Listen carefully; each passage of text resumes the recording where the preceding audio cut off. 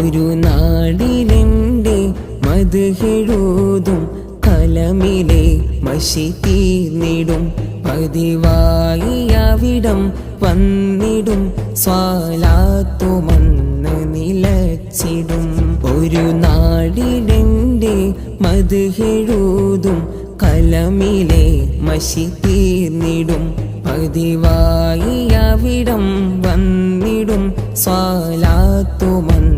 നിലച്ചിടും നാലു കാലിൻ കട്ടിലിൽ ഞാൻ ചലനമറ്റു കിടന്നിടും നാലു കാലിൻ കട്ടിലിൽ ഞാൻ ചലനമറ്റു കിടന്നിടും